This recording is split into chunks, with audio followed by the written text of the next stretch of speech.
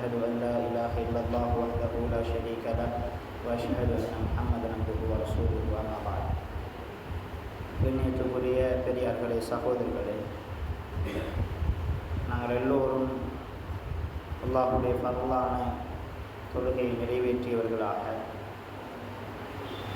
துஆவால் சிறப்புப்படுத்தப்பட்ட ஒரு பெருமதிமிக்க நன்மைகளை அள்ளி சொரியக்கூடிய ஒரு உன்னதமான மாதத்தில் இருந்து கொண்டிருக்கிறோம். இந்த அடிப்படையில் இன்றைய முதலாவது நோன்பை நோற்றவர்களாக ரமதானுடைய முதலாவது நசீஹத்தாக உங்களுக்கு சொல்ல விரும்புவது, இஸ்லாத்தை பொறுத்தவரைக்கும் இஸ்லாத்தில் ஒவ்வொரு இபாதத்துக்கும் ஒவ்வொரு இலக்கு இருக்கிறது. உதாரணமாக தொழுகை இருக்கிறது. இந்த தொழுகையை பொறுத்த வரைக்கும் தொழுகை என்றால் வெறுமனே சடங்காக நாங்கள் நிறைவேற்றிவிட முடியாது. இஸ்லாத்தில் தொழுகைக்கு ஒரு இலக்கு இருக்கிறது. அல்லாஹ் அதை பற்றி சொல்லுகின்ற போது, இன்ன ஸலாத்த தன்ஹா அனில் ஃபஹ்ஷாஇ வல் முன்கர், நீங்கள் தொழுகிறீர்கள் என்று சொன்னால் பாவத்திலிருந்து, மானக்கேடான வெறுக்கத்தக்க பாவத்திலிருந்து உங்களை தொழுகை தடுக்க வேண்டும். இவ்வாறான தொழுகை தான் அல்லாஹ் எதிர்பார்க்கக்கூடிய தொழுகை. ஒரு மனிதன் ஜக்காத்து கொடுக்கிறான் என்று சொன்னால் ஜக்காத்துக்கு ஒரு இலக்கு இருக்கிறது. அவனை ஹலால் ஹராமிலிருந்து தூய்மை பெறச் செய்ய வேண்டும். அது மாத்திரமல்ல, அவனை துதஹிருஹும் வ துஸக்கிஹும் பிஹா என்று சொல்கிறார்கள். அவன் கொடுக்கக்கூடிய அந்த ஜக்காத்தின் மூலமாக தூய்மை பெற வேண்டும். அவனுடைய உள்ளம் உள தூய்மை பெற வேண்டும். இவ்வாறு இஸ்லாத்தில் ஒவ்வொரு வணக்கத்துக்கும் ஒவ்வொரு இபாதத்துக்கும் ஒவ்வொரு இலக்கு இருக்கிறது. இந்த அடிப்படையில் ரமலானுடைய மாதத்துக்கான இலக்கு தக்வா என்று சொல்லக்கூடிய இலக்குகள். அல்லாஹ் அதையும் குர்ஆனில் சொல்லி காட்டுகிறான். யா அய்யுஹல்லதீன ஆமனூ குதிப அலைக்குமுஸ் ஸியாம் கமா குதிப அலல்லதீன மின் கப்லிக்கும் லஅல்லகும் தத்தகூன். விசுவாசிகளே, ஈமான் கொண்டவர்களே, உங்களுக்கு முன்னிருந்த சமூகத்துக்கு எவ்வாறு இந்த நோன்பு கடமையாக்கப்பட்டதோ அதே போல உங்களுக்கும் இந்த நோன்பு கடமையாக்கப்பட்டிருக்கிறது. இது நோன்பினுடைய நோக்கம், இலக்கு என்னவென்றால் லஅல்லகும் தத்தகூன், நீங்கள் எல்லோரும் இறை உணர்வு பெற்றவர்களாக மாற வேண்டும். கண்ணியத்துக்குரிய சகோதரர்களே, இறை உணர்வு என்பது என்ன?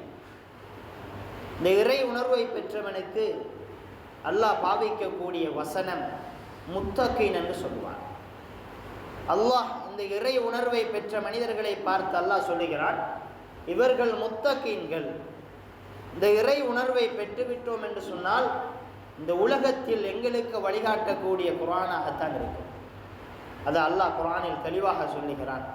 அலிஃப் லாம் மீம் ஸாலிகல் கிதாப் லா ரைப ஃபீஹி ஹுதல் லில் முத்தகீன். இந்த குர்ஆனில் எந்த சந்தேகமும் இல்லை. இந்த குர்ஆன் இறை உணர்வு பெற்ற மனிதர்களுக்கு வழிகாட்டியாக மாறும். இந்த உலகத்தில் தக்வா என்ற இந்த பொக்கிஷம் கிடைப்பதென்பது மிக இலகுவான விடயம் அல்ல. கண்ணியமான இது கிடைத்து விட்டால் ஒரு மனிதன் இந்த உலகத்திலும் மறுமையிலும் வெற்றி அடைந்து விடுவான். இந்த உலகத்தில் முழு நிம்மதியையும் அடைந்து விடுவான். மறுமையில் சுவர்க்கத்தை இலகுவாக பெற்றுக்கொள்ள முடியும். அப்படிப்பட்ட ஒரு பொக்கிஷமான ஒரு ஆடை தான் இந்த தக்வா என்று சொல்லக்கூடியது. ஆகவேதான் தக்வாவை பற்றி கஅப் இப்னு மாலிக் ரலியல்லாஹு அவர்களிடத்தில் உமர் ரலியல்லாஹு அவர்கள் கேட்கிறார்கள், தக்வா என்றால் என்ன? கஅப் இப்னு மாலிக் சொல்கிறார், ஒரு முட்கள் நிறைந்த பாதையில் நீங்கள் நடப்பதை போல. நீங்கள் எவ்வாறு முட்கள் நிறைந்த பாதையில் நடந்து செல்வீர்கள் என்று கேட்டவுடன் உமர் ரலியல்லாஹு அவர்கள் சொல்கிறார்கள், அதாவது நான் நடக்கின்ற போது என்னுடைய கால்களில் முள் தைத்து விடக்கூடாது என்பதற்காக, என்னுடைய உடம்பில் உள்ள ஆடையில் முட்கள் சிக்கிவிடக்கூடாது என்பதற்காக மிக அவதானமாக நிதானமாக ஒவ்வொரு எட்டையும் வைத்து செல்வேன் என்று உமர் ரலியல்லாஹு அவர்கள் சொன்னார்கள். அதே போலதான் தக்வா என்பது இந்த உலகத்தில் அல்லாஹ் வெறுத்து அல்லாஹ் ஹராமாக்கிய, அல்லாஹ் இந்த உலகத்தில் செய்யக்கூடாது என்ற கட்டளையை பிறப்பித்த அந்த விடயங்களில் இருந்து நுணுக்கமாக மிக நிதானமாக இந்த உலகத்தில் சுவர்க்கத்தை அடைவதற்கான வழியை மிக அவதானமாக எங்களை நோக்கி வரக்கூடிய ஃபித்னாக்களை, பாவங்களை, சோதனைகளை அனைத்தையும் தாண்டி சுவர்க்கத்தை அடைவதற்கான வழிதான் தக்வா என்று சொன்னார். இதுதான் தக்வா கண்ணியமானவர்களே. ஒரு மனிதனுக்கு இந்த உலகத்தில் பாவம் செய்கின்ற ஒரு நிலைமை வருகின்ற போது அந்த பாவத்தின் போது அல்லாஹ்வுடைய உணர்வு வந்து அந்த பாவத்தை செய்யாமல் அந்த மனிதன் பயணிப்பது தான் தக்வா. நாங்கள் எல்லோரும் இறையச்சம் என்று சொல்கிறோம். இறையச்சம் என்பது நாங்கள் அதை நேரடியாக மொழிபெயர்த்து விட முடியாது. இறை உணர்வு என்று சொன்னால்தான் நாங்கள் அதை சரியாக விளங்கிக் கொள்ள முடியும். இந்த தக்வா என்று சொல்லக்கூடிய இந்த பண்பு ஒரு மனிதனிடத்தில் வந்துவிட்டால் இந்த உலகத்திலும் அருமையிலும் நிம்மதியான ஒரு மனிதனாக மாறிவிடுவான்.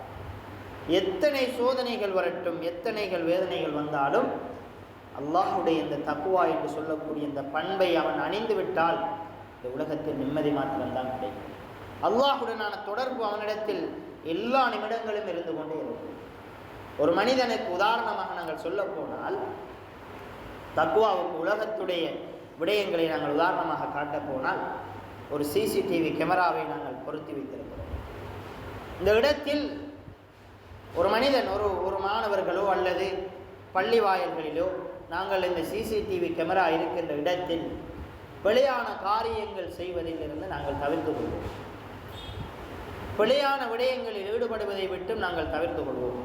காரணம், இந்த சிசிடிவியில் நான் பதிவாகிவிட்டால் என்னை அதற்கு பொறுப்பானவர்கள் அழைத்து தண்டித்து விடுவார்கள், என்னை கண்டித்து விடுவார்கள், அவர்கள் என்னை அவதானித்து கொண்டிருக்கிறார்கள் என்ற அந்த உணர்வு எங்களை அந்த தவறிலிருந்து அந்த இடத்தில் தப்பிக்க வைக்கிறது. அதே போல கண்ணியத்துக்குரிய சகோதரர்களே, ஒரு மனிதன் இந்த உலகத்தில் வாழுகின்ற போது, இந்த மனிதன் வாழுகின்ற காலமெல்லாம் அவன் தவறு செய்ய நினைக்கின்ற போதெல்லாம் அல்லாஹ் என்னை பார்த்து கொண்டிருக்கிறான், அல்லாஹ் என்னை அவதானித்து கொண்டிருக்கிறான், அல்லாஹ் என்னை தண்டிப்பான் மறுமையில் என்ற இந்த உணர்வு வருகிறதா, அதுதான் தக்வா, அதுதான் நிறை உணர்வு கண்ணியமாக. இது அனைத்து மனிதர்களுடைய விடயத்திலும் வந்து விடுவதில்லை. அனைத்து மனிதர்களிடத்திலும் இந்த பண்பை அல்லாஹ் இலகுவாக கொடுத்து விடுவதில்லை. இந்த பண்பு ஒரு மனிதனிடத்தில் வந்து விட்டால் இந்த உலகத்தில் அவன் வெற்றி அடைந்து விடுவான். அவன் பாவமே செய்ய மாட்டான். அல்லாஹுடனான உறவு அவனுக்கு அதிகரித்து விடும். இந்த சஹாபாக்கள் இந்த தக்குவா உள்ளவர்களாக, இறை உணர்வு உள்ளவர்களாக தெரிந்தார்கள். ஆகவேதான் இந்த தக்குவாவை வளர்த்து கொள்வதற்கு என்ன வழிமுறைகள் இருக்கிறது? எங்களுடைய உள்ளத்தில் இந்த தக்குவாவை பயிற்றுவிப்பதற்கான வழிமுறைகள் என்ன? அதற்கு உதாரணமாக சொல்லுவார்கள் கண்ணியமானவர்களே, ஒரு மனிதன் இந்த உலகத்தில் வாடுகின்ற போது மறைவான விடயங்களை கற்றறிந்து அது நடந்துவிடும் என்ற அச்சத்தோடு இந்த உலகத்தில் வாழ வேண்டும். உதாரணமாக, ஒரு மனிதன் இந்த உலகத்தில் வாழுகிறான்.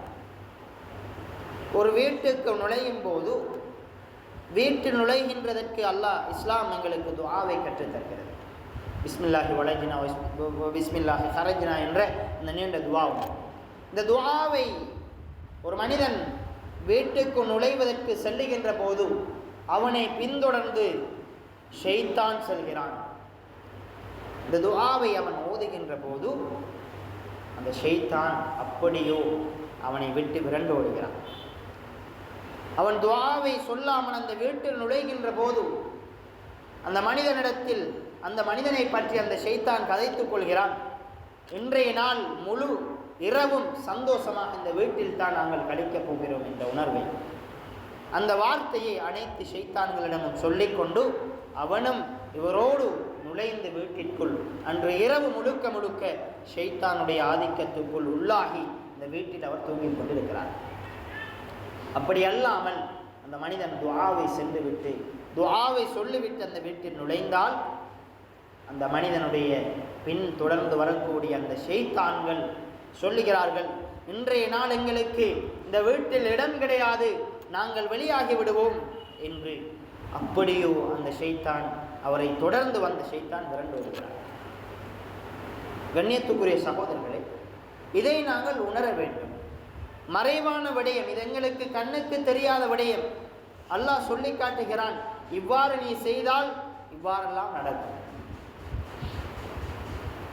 இவ்வாறு நீ துஆவை சொல்லி நீ வீட்டில் நுழைகின்றாய் என்று சொன்னால் அந்த உணர்வு உன்னை ஏற்படுத்த வேண்டும், ஷைத்தான் உன்னை பின்தொடர வேண்டாம், ஷைத்தானுடைய ஆதிக்கம் என்னுடைய வீட்டில் வந்துவிடக் கூடாது என்ற உணர்வோடு நீ அந்த இடத்தில் துஆ சொல்லுகின்ற போது இந்த உணர்வு உன்னுடைய உள்ளத்தில் தக்வாவை உணர்த்தும்.